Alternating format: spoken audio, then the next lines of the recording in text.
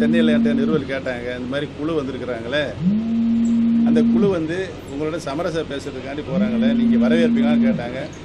அவர்கள் வந்தால் நான் வரவேற்பேன் சொல்லிவிட்டு வந்தேன். நான் அவர்களை கடந்து விமான நுழைவாயில் நுழையும் போது இணைவதற்கு தான் நிபந்தனை இருக்கிறதா கேட்டார்கள். இணைவதற்கு நிபந்தனை இல்லை என்று சொன்னேன். அதை வேறு மாதிரி திருத்தி பத்திரிகைகள் வேறு மாதிரி செய்திகள் வந்து கொண்டிருக்கிறது. எங்களுடைய அடிப்படை கொள்கையிலிருந்து நாங்கள் எந்தவித மாற்றமில்லை. இதற்கு நான் முன்னால் சொன்ன விளக்கமே உங்களுக்கு போதுமானதாக இருக்கும் என்று நான் பேச்சுவார்த்தை பேசினா நீங்க பேச்சுவார்த்தைக்கு தயார் இல்லைங்களா சார்? அந்த குழு உங்கள்கிட்ட பேச்சுவார்த்தைக்கு நீங்க பேச்சுவார்த்தைக்கு தயார் இல்லைங்களா? நான் இப்போ என்ன சொன்னேன் உங்கள்கிட்ட, அதாவது அடிப்படை புரட்சித் தலைவர் எம்ஜிஆர் அவர்கள், புரட்சித் தலைவர் மாண்புமிகு அம்மா அவர்கள் இந்த இயக்கத்தை எப்படி உருவாக்கினார்கள், வளர்த்தார்கள் என்பதன் அடிப்படையிலிருந்து மாறக்கூடாது.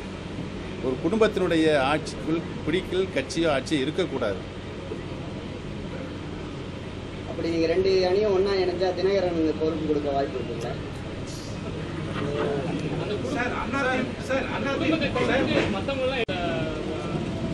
பொதுவாகவே உங்களுக்கு நல்லா தெரியும், புரட்சித் தலைவர் எம்ஜிஆர் அவர் கட்சி ஆரம்பிக்கும் போது அவருடைய உடன்படுத்த சகோதரரை கூட அரசியல் அதிக ஈடுபாடுகளில் அவர் கொண்டு வந்து சேர்க்கவில்லை. உங்களுக்கு நல்லா தெரியும். முதல்ல கூட்டத்தில் வந்து இருந்தார், அப்புறம் அண்ணன்ட்ட சொல்லி நிப்பாட்டிட்டார். ஏன்னா அந்த குடும்பத்தினுடைய ஆதிக்கம் இருக்கக்கூடாது என்று புரட்சித் தலைவர் எம்ஜிஆர்களும் புரட்சித் தலைவர் மாண்புமிகு அம்மா அவர்கள் கடைப்பிடித்த கொள்கை.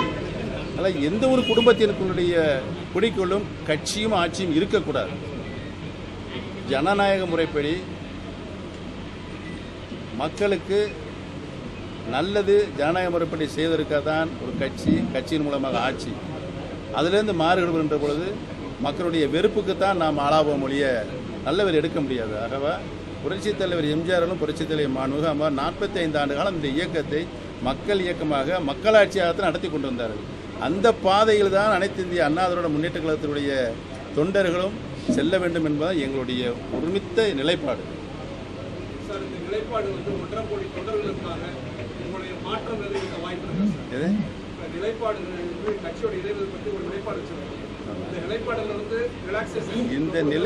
இந்த நிலைப்பாடிலிருந்து யார் தவறினாலும் கட்சிக்கும் அந்த மாபெரும் 20 தலைவருக்கு செய்கின்ற துரோகமாகும்.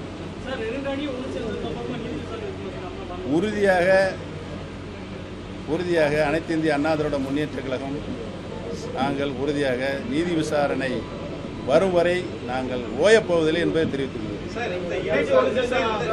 ஏன்னா ஏற்கனவே சொல்லிட்டேன், தர்ம யுத்தம் ஆரம்பிச்சிருக்கோம், போராட்டம் ஆரம்பிச்சிருக்கேன். உரிய நீதி விசாரணை வந்து நாட்டு மக்களுக்கு அம்மாவுடைய மரணத்தில் இருக்கின்ற முடிச்சுகளை அவிழ்ப்பதுதான் எங்களுடைய முதல் கடமை.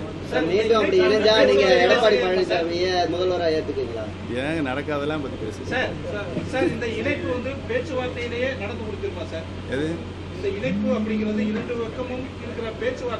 நான் சொன்ன பொதுவான புரட்சித் தலைவர் எம்ஜிஆர் அவருடைய அடிப்படை கொள்கைக்கும் புரட்சித் தலைவர் மாண்புமிகு அம்மாவுடைய அடிப்படை கொள்கைக்கும் உடன்பாடு வந்தால் முடியும், இல்லாட்டி முடியாது.